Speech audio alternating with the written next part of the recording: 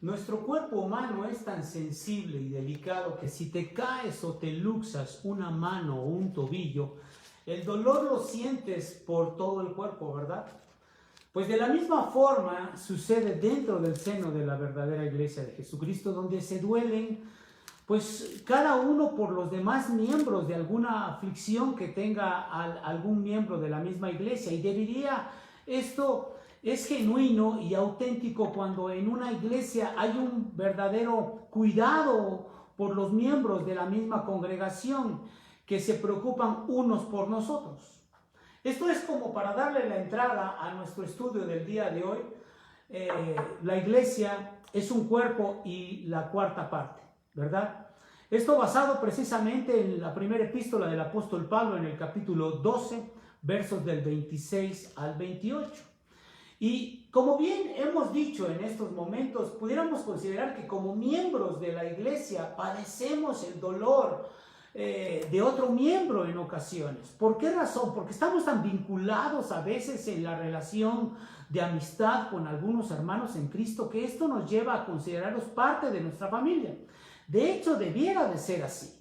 Hay personas que asisten a una iglesia en donde nada más llegan, asisten, escuchan y se van.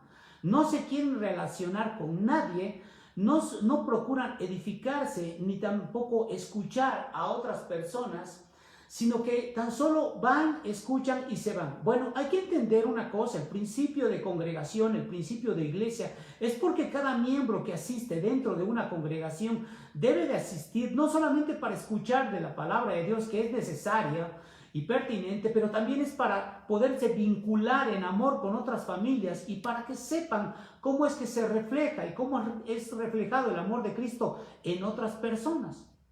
Así que por ello es que en este primer punto, mis queridos hermanos, como miembros de una iglesia siempre vamos a padecer el dolor de otro miembro. Es la forma en como nosotros en ocasiones nos edificamos unos a otros, sabiendo el consuelo, la paz que las palabras de aliento que alguien de nuestra misma congregación, aparte de la misma palabra, desde luego, ¿verdad?, nos ayuda a poder consentir y ver que hay personas que se preocupan por nosotros y que están orando por los problemas que nosotros tenemos. Dice el verso 26 de la primera epístola del apóstol Pablo a los de Corinto, en el capítulo número 12, verso 26 del capítulo 12, de Primera de Corintios: de manera que si un miembro padece, todos los miembros se duelen con él. Y si un miembro recibe honra, todos los miembros con él se gozan. O sea, ¿qué está diciendo el apóstol Pablo aquí? Que cuando existe un amor sincero dentro de la misma iglesia, lo demuestran los mismos miembros y lo reflejan precisamente cuando tiene alguna aflicción o necesidad alguno de estos miembros, ¿verdad? Y entonces aquellos miembros que no tienen esa aflicción, pero saben de la aflicción del hermano, ¿qué sucede? Le buscan para apoyarle en oración, le buscan para darle una palabra de consuelo, le buscan para asistirlo y para ver qué necesita. Y yo creo que todos están dispuestos siempre en una congregación cristiana para poder asistir y buscar a aquellos que tienen alguna necesidad, algún problema, están pasando por alguna tribulación o algún apuro. Esta es la relación de vínculo que siempre tiene una iglesia. Por eso es que los miembros de una iglesia deben de estar siempre fortalecidos entre ellos. Siempre un miembro de una iglesia cristiana debe de considerar que trae a cuestas una grande denominación, pero también trae un gran grupo de personas que le asisten, que le cuidan, que le procuran y que están orando por él. Entonces aquí podemos ver claramente cómo es que si algún miembro de la congregación, como a veces sucede, ¿verdad?, sufre la pérdida de un ser querido, pues toda la congregación se duele con él. Está ahí procurando, cuidando, buscando cómo hacer algo en pro de que la persona, sabiendo que cuando falta un ser querido en una familia es como arrancar parte de nuestro corazón o un miembro mismo de nuestro propio cuerpo, pues también buscan a aquellos miembros de la iglesia consolarle. Este consuelo va en palabras, este consuelo va en llamadas telefónicas, este consuelo va también en un abrazo, en un apretón de manos, en un decirle, ¿sabes qué? Estoy preocupado por ti y quiero decirte que estoy para servirte. Esas palabras son suficientes para que, si bien la persona no le va a traer todo en consuelo, sí va a sentir verdaderamente que alguien se preocupa y que alguien le ama. Y esto es como reflejamos nosotros el amor de Dios para con las demás personas de nuestra congregación, aún para las personas que no son cristianas, y es la buena forma de poderlos traer a los pies de mi Señor y Salvador Jesucristo. Ahora, por otro lado, también si un miembro recibe un reconocimiento por algún logro, por algún aniversario, algo que ha recibido, bueno, pues el resto de los miembros de la congregación también lo felicitan. ¿Por qué? Porque como iglesia, en algún sentido, sufrimos con los que sufren, pero también nos gozamos con los que se gozan. Y esto demuestra claramente que la iglesia de Cristo tiene vida, como un cuerpo físico que tiene vida. Y entonces pudiéramos decir que la iglesia de Jesucristo es un organismo, una hermandad, un núcleo de amor, una comunión que Dios da solamente a través del amor y de la verdad de mi Señor y Salvador Jesucristo, ¿verdad? Pero una iglesia no es una sociedad, tampoco es un club social o como algunos lo toman, ¿verdad? Que pues consideran que pues una sociedad, un club social, pues requiere de un pago anual o de cuotas mensuales y una asistencia voluntaria a las reuniones. Y si una persona deja de pagar su cuota o se le cancela la membresía sencillamente por no asistir, en la iglesia de Jesucristo no es así. En la iglesia del Señor, todas las cosas que se hacen en amor. Y no se está esperando buscar sacarle ventaja el uno al otro. Sin embargo, en ocasiones la iglesia, para muchas personas, es una plataforma para hacer negocios y no debe de ser así. ¿Sí? La iglesia a veces es tomado como un lugar en donde se puede sacar o desarrollar una empresa multinivel, y esto tampoco es así. La iglesia es un vínculo en donde cada miembro cumple una función y todos nos gozamos en amor, sabiendo que Cristo nos ha traído a sus pies y que el amor es lo que nos vincula, siendo distintos cada uno de nosotros en nuestro carácter, en nuestros problemas, en nuestras circunstancias económicas. Todos somos iguales delante del Señor. Así que en una iglesia no se exigen cuotas mensuales y mucho menos anuales, y tampoco te cancelan la membresía por no asistir. La iglesia de Jesucristo está abierta con los brazos extendidos, esperando a que la gente llegue para que escuche palabra, para que se arrepienta de sus pecados y también llegue a los pies de mi Señor y Salvador Jesucristo escuchando el Evangelio, ¿verdad? Número 2, mis queridos hermanos, como miembros de la iglesia, estamos siempre vinculados unos con los otros. ¿Por qué razón? Ve lo que dice el verso número 27 de este mismo capítulo 12 de Primera de Corintios. Capítulo 12, verso 27. Vosotros pues sois el cuerpo de Cristo y miembros cada uno en particular. Pablo se dirige directamente a los miembros de la iglesia de Jesucristo con un vosotros. ¿Por qué razón? Él está argumentando que ellos son parte del pueblo santificado y escogido por mi Señor y Salvador Jesucristo, y que han sido llamados por Dios a ser santos. Eso lo dice claramente el capítulo 1, verso 2. De la primera epístola del apóstol Pablo. Aquí mismo, en esta misma epístola, dice así, y leo, dice en el capítulo 1, verso número 2, dice, a la iglesia de Dios que está en Corinto, a los santificados en Cristo, llamados a ser santos, con todos los que en cualquier lugar invocan el nombre del Señor Jesucristo. Aquí estamos hablando claramente que no solamente está hablando de los cristianos de Corinto, sino también está hablando de ti y de mí, de aquellos que hemos sido redimidos en la persona de Jesús y que hoy podemos estar a sus pies y reconocemos la verdad del Evangelio y a mi Señor Jesucristo como el único Salvador de nuestras vidas. Entonces, pudiéramos considerar que cuando el apóstol Pablo les dice vosotros, les está diciendo claramente a ellos en una exhortación tierna, diciéndoles, tenemos que ser santos, ustedes y nosotros. Tenemos que buscar esa santidad a través de la comunión con nuestro Dios. Sin embargo, aquí podemos hacer una anotación también, en donde los corintios, con todo y que habían sido llamados a ser santos, los corintios peleaban y causaban divisiones entre ellos mismos. Había inclusive una persona que tenía a la mujer de su padre en el capítulo 5 y ellos lo habían tolerado. Al final esa persona fue excluida prácticamente de la comunión de la iglesia por la inmoralidad que estaba minando y permeando ante la iglesia, ¿sí? También entre ellos se demandaban judicialmente entre los hermanos. Ahí había demandas y esto, bueno, lo dice el capítulo 6, en donde prácticamente no eran capaces ellos de poder conciliar las cosas entre ellos mismos, sino que tenían que ir a los tribunales judiciales en Corinto, legales, que eran externos a la iglesia, y se pudiera decir que ellos no tenían la capacidad y ni la sabiduría a través de la palabra, que la palabra lo podía dar, para subsanar sus problemas y sus diferencias, ¿verdad? Pero también ellos criticaban a los apóstoles, como lo menciona en el capítulo 9, ¿verdad? Porque el mismo apóstol Pablo está exigiendo, dice, bueno, ¿qué no soy apóstol? Ellos mismos dudaban de su apostolado del apóstol Pablo.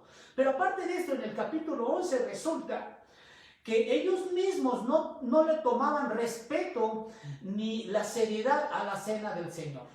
Entonces, con todo esto, en estos capítulos el apóstol Pablo les está diciendo, bueno, ustedes a pesar de todo lo que han hecho, a pesar de tener tantos defectos, ustedes son parte del cuerpo de Cristo y son llamados a ser santos. Entonces aquí claramente les dice, no importa en la condición que estés en este momento, lo importante es que tú te arrepientes, que te arrepientas y que vengas a los pies de mi Señor Jesucristo. ¿Por qué razón? Porque una iglesia y los miembros de la iglesia son una entidad que no tiene divisiones y que están vinculadas entre sí y que no debe de haber roces, que no debe de haber críticas, que no debe de haber problemas. Por el contrario, debe de haber armonía, amor, tolerancia, bondad, paz. Y sobre todas las cosas, ser reconocidos que son hijos de Dios a través de la sangre preciosa de mi Señor Jesucristo derramada en la cruz, ¿verdad? Como dice claramente Colosenses 1 en el verso 24, ahora me gozo, decía el apóstol Pablo, en lo que padezco por vosotros y cumplo en mi carne lo que falta de las aflicciones de Cristo por su cuerpo, que es la iglesia. Fíjate bien cómo es que menciona, el apóstol Pablo se gozaba porque en su momento él padecía las aflicciones de lo que estaba sucediendo dentro de las mismas iglesias, pero también se gozaba sabiendo que esto ayudaba al crecimiento espiritual y madurez en los líderes como de las familias dentro de la congregación, ¿sí? Que es el cuerpo de Cristo. Así que en medio de todo esto debemos de considerar claramente que mi Señor Jesucristo está al cuidado de cada miembro de la iglesia, así como del mismo cuerpo vinculado, ¿sí?, a este reino eterno que Dios ha otorgado a aquellos redimidos y que han llegado a sus pies a través de la fe, del arrepentimiento de sus pecados y que alcanzarán vida eterna. Y eso te compete a ti, me compete a mí y a todas las personas que han recibido a Jesucristo en su corazón, ¿verdad? Ahora, la última parte del verso 27 dice, y miembros cada uno en particular. La iglesia está integrada por creyentes tan distintos en lo individual, pero también tan vinculados y tan unidos por igual por la fe de mi Señor Jesucristo, Y por esa fe fuimos incluidos, insertados directamente en una congregación. Aquí Pablo claramente está hablando y muestra un principio de unidad en la diversidad de personas y de los dones que Dios va a utilizar en cada miembro. ¿Para qué?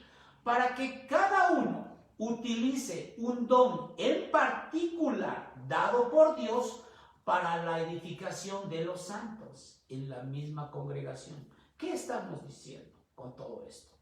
Bueno, que Dios en su momento, cuando tú llegas a los pies de Cristo y te estás integrado directamente a nuestro Dios a través de la iglesia y ya empiezas a tener comunión con el Señor, bueno, Dios te otorga un don o te desarrolla algo que a lo mejor estaba apaciguado o sepultado dentro de ti. ¿Para qué? No para que tú seas exaltado, sino para que tú sirvas a la iglesia y sirvas a cada uno de los miembros en los cuales se congregan juntamente contigo. Entonces, con estos dones de cada uno de los miembros y las funciones a su disposición dentro de la misma iglesia, todos los miembros contribuyen juntos al bienestar de la comunidad cristiana, al bienestar de la iglesia. Y esto es lo que hace que la congregación sea rica en personalidades, sea rica en la edificación, sea rica en su doctrina, sea rica en amor, en bondad, en misericordia. ¿Sí? ¿Por qué?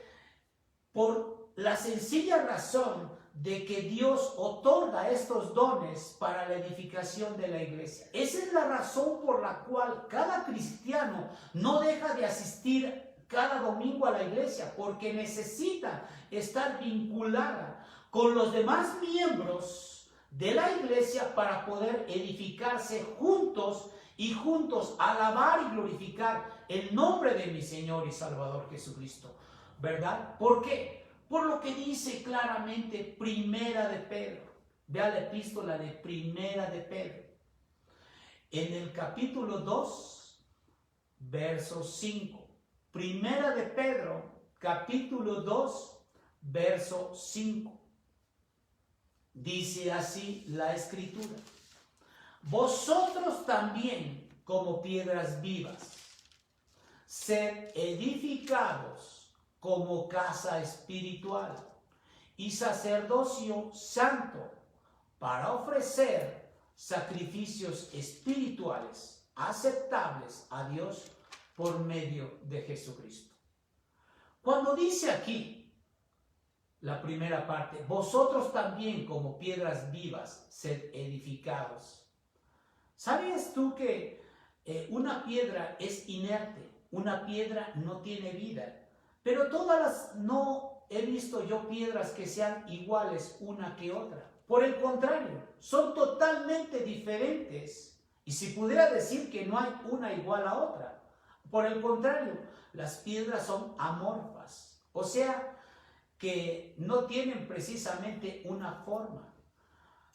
Y hay chiquitas y grandes y de distintos materiales. Esto nos da a entender que hasta el día de hoy, como piedras vivas, dice la Escritura, significa que aquello que era inerte, aquello que cuando nosotros éramos muertos en nuestros delitos y pecados, Dios nos dio sentido a nuestras vidas y siendo totalmente amorfos, o sea, sin forma, sin sentido, sin propósito en esta vida, Dios nos utilizó como una piedra para poder utilizarla y edificar, por decirlo así, en los muros de una iglesia, ya sea una piedra grande o pequeña, y precisamente sin ninguna forma, y Dios mismo la utiliza y la va amoldando, moldeando, dándole sentido, y como aquella persona que puede tomar un cincel y le puede dar forma a una piedra, le quita lo áspero, y es lo que hace Dios a través de su Santo Espíritu al momento de traernos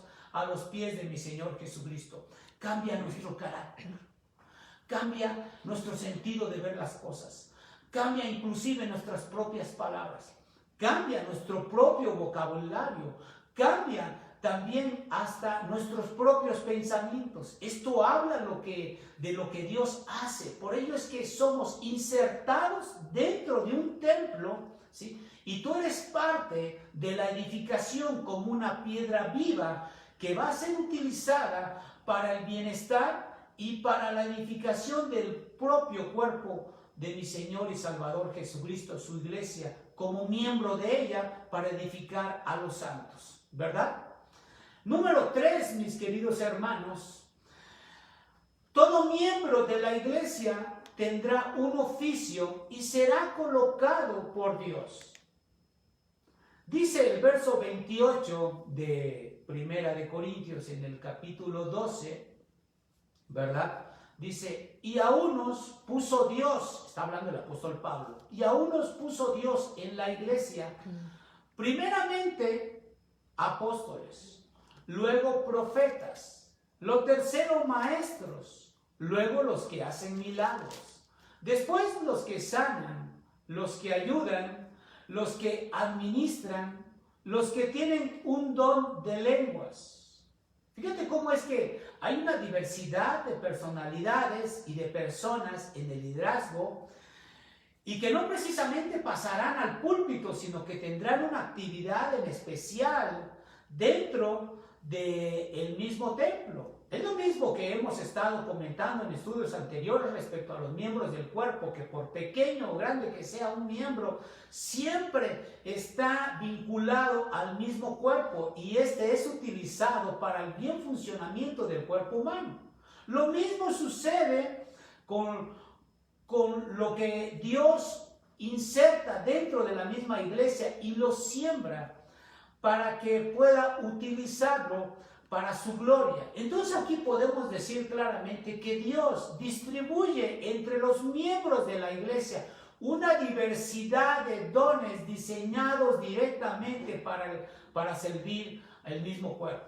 El mismo Dios es el que nombra a alguien a un oficio o le da precisamente la función que debe de realizar o una tarea a efectuar y que esta persona toma una posición oficial dentro de la iglesia, aun cuando los miembros de la iglesia sean los que lo llaman, ordenan o instalan a los hermanos en un honroso puesto.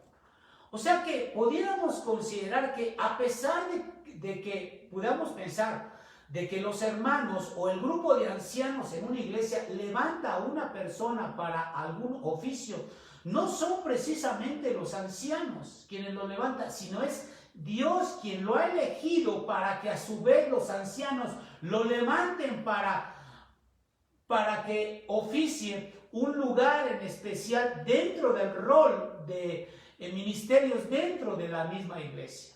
El mismo Jesucristo le dijo precisamente a Pilato allá en Juan 19:11, ninguna autoridad tendrías contra mí si no te fuese dado de arriba, o sea, del cielo. Esto significa que todo lo que sucede tiene Dios el control. Todo lo que sucede alrededor de nosotros, Dios también lo controla. En esa soberanía de Dios que utiliza las cosas para el bienestar o para el perjuicio de las personas, Dios siempre va a traer una enseñanza para cada uno de nosotros. Y como lo dice claramente en la epístola de los Hebreos en el capítulo 5, verso 4, y nadie toma para sí esta honra, hablando del oficio, ¿verdad?, de establecerse en una iglesia, ¿verdad? Y nadie toma para sí esta honra, sino el que es llamado por Dios, como lo fue Aarón. O sea que nadie ocupa un cargo por iniciativa propia en la iglesia, más bien lo ocupa porque este oficio fue llamado por el mismo Dios y Dios mismo fue quien utiliza a la persona para ponerlo en un lugar y darle gloria y edificar a los santos. Esta es en teoría, debe de ser así, ¿verdad? Entonces se puede decir que no hay llaneros solitarios. Todas las personas que son llamadas por Dios son aquellas personas que Dios utiliza para la edificación de la iglesia. Un ejemplo de ello es Pablo y Bernabé. Si vamos a ir directamente en el libro de los Hechos, desde hacia atrás, después de los 4 evangelios, después de Mateo, Marcos, Lucas y Juan, te encontrarás con el libro de los Hechos. En el libro de los Hechos, en el capítulo número 13, versos del 1 al 3, vemos cómo es que ni Pablo ni Bernabé se levantaron a sí mismos para ir a las misiones, ni como apóstoles. Ellos mismos estaban sujetos directamente al Espíritu de Dios y a un consejo de ancianos. No se autonombraban ellos, ni hacían las cosas por propia intención. Por el contrario, ellos estaban sujetos a un consejo de ancianos, ¿verdad? Entonces vemos aquí claramente cómo es que dice aquí la Escritura: antes de cualquier cosa ellos tomaban dirección de parte de la iglesia de Antioquía y de los miembros de esta iglesia como ancianos. Y dice ahí, en el libro de los Hechos, en el capítulo 13, había entonces en la iglesia que estaba en Antioquía profetas y maestros: Bernabé, Simón el que se llamaba Níger, Lucio de Cirene, Manaén, el que se había criado junto con Herodes el tetrarca, y Saulo. Y dice ahí: ministrando estos al Señor y ayunando, dijo el Espíritu Santo: apartadme a Bernabé y a Saulo para la obra que os he llamado. Fíjate bien quién los apartó. Nunca hablaron ellos por sí mismos. Fue el mismo Espíritu de Dios quien los escogió. Y dice el verso 3: entonces, habiendo ayunado y orado, les impusieron las manos y los despidieron. Esto habla claramente cómo es que Dios utilizó a estos hombres, no por propia iniciativa de ellos, sino que el Espíritu de Dios, los ancianos de la iglesia, fueron los que decidieron lo que tenían que hacer estos dos hombres. Y estos dos hombres, obedeciendo a la voluntad de Dios, se sometieron a hacer lo que Dios había destinado para ellos, para engrandecer la obra y para darle gloria a mi Señor y Salvador Jesucristo. Amén. Amén. Mis queridos hermanos, vamos a orar y tengamos en cuenta que siempre que tú seas un miembro de una iglesia, tienes que servir. Tienes que estar vinculado al servicio de nuestro Dios. Todo miembro en un cuerpo humano sirve. Nadie está expuesto a decir: yo no voy a servir hoy. Yo este año no voy a servir, va a ser mi año sabático. Ninguno de los miembros de tu cuerpo dicen eso. Por el contrario, todos están vinculados y por eso es que tú tienes buena salud. Y lo mismo sucede en una iglesia sana, que todos los miembros trabajan para la misma edificación del cuerpo de mi Señor y Salvador Jesucristo.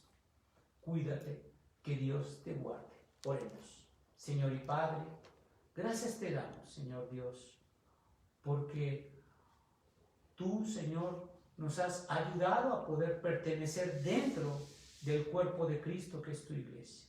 Padre, ayúdanos a servirte, Señor, con amor.